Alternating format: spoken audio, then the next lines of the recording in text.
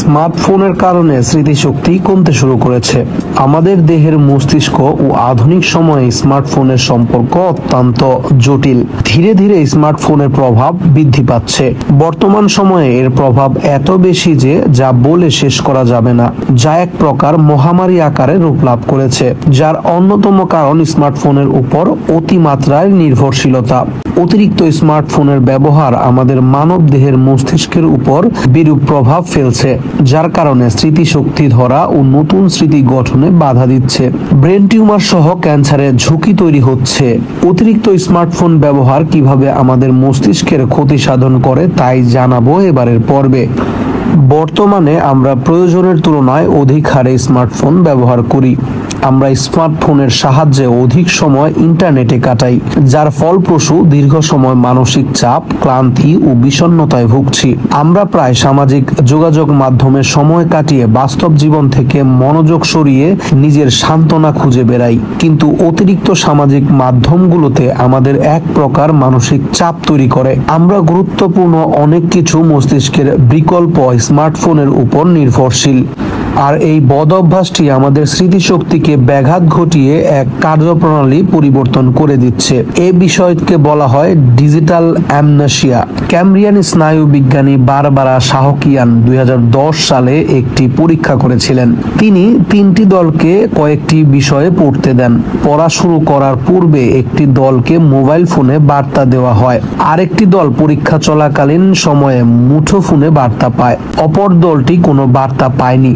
পরবর্তী ফলাফল দ্বারাই যারা বার্তা পেয়েছে তারা যা পড়তো তা মনে রাখতে পারেনি। এই ফলাফল থেকে ধারণা পাওয়া যায় স্মার্টফোনের কারণে আমরা আমাদের মস্তিষ্কের মনোযোগ হারিয়ে ফেলছি। মার্কিন যুক্তরাষ্ট্রে একটি গবেষণা করা হচ্ছে যার নাম অ্যাডোলেসেন্ট ব্রেন কগনিটিভ ডেভেলপমেন্ট, যার সংক্ষিপ্ত রূপ ABCD স্টাডি। এটি মস্তিষ্কের দীর্ঘমেয়াদী গবেষণা। এখানে প্রায় 10,000 মার্কিন শিশুদের পরীক্ষা করা হয়েছে যাদের বয়স অপ্রাপ্ত বয়স। এ পরীক্ষায় দেখা যায় স্মার্টফোনের ব্যবহারে মস্তিষ্কে পরিবর্তন করে ফেলে। এর ফলাফল হলো যে শিশুটা প্রযুক্তির ব্যবহার করেছে তাদের মস্তিষ্কে কর্টিক্যাল পাতলা হয়ে যাচ্ছে। বয়স বৃদ্ধি হলে সাধারণত কর্টিক্যাল পাতলা হয়। মস্তিষ্কের কর্টিক্যাল পাতলা হয়ে গেলে স্মৃতি বিভ্রম রোগ হতে পারে। বিশ্ব স্বাস্থ্য সংস্থা স্মার্টফোনকে সম্ভাব্য মানব ক্যান্সার বলে চিহ্নিত করেছে। দীর্ঘ সময় স্মার্টফোন ব্যবহারে ব্রেন ক্যান্সারের ঝুঁকি বাড়ায়। ফিনল্যান্ডের radiation and nuclear safety authority একটি গবেষণা দেখিয়েছে মোবাইল ফোনের রেডিয়েশন ব্রেন টিস্যু ধ্বংস করে। অধিক মাত্রায় মুঠোফোন ব্যবহারের ফলে ব্রেন টিউমারও হতে পারে। স্মার্টফোন ব্যবহারের ফলে অপ্রাপ্ত বয়স্কদের মাথায় বড়দের তুলনায় 10 গুণ বেশি ক্ষতিকর বিকিরণ ঘটে। স্মার্টফোনের ক্ষতিকর প্রভাবে মানুষের স্মৃতি ধরে রাখার ক্ষমতা কমে যাচ্ছে।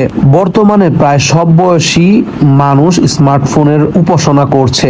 এর কিছুটা ক্ষতি লাঘব করতে কার্যকর পদ্ধতি হলো টেক ব্রেক। আসুন আমরা এই পদ্ধতিকে নির্দিষ্ট সময় ঘড়ি বা ফোনে অ্যালার্ম সেট করে স্মার্টফোন থেকে কিছুটা দূরে থাকি।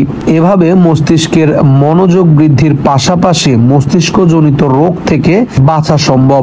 এছাড়া দিনের কিছু সময় স্মার্টফোন বা স্মার্ট ডিভাইস পরিহার করে পরিবারের সদস্যদের সাথে সময় কাটানো উচিত। দর্শক, আজকের প্রতিবেদন এই পর্যন্ত। পরবর্তী প্রতিবেদন জানতে চাইলে আমাদের অন্যধারা চ্যানেলটির সাথে থাকুন।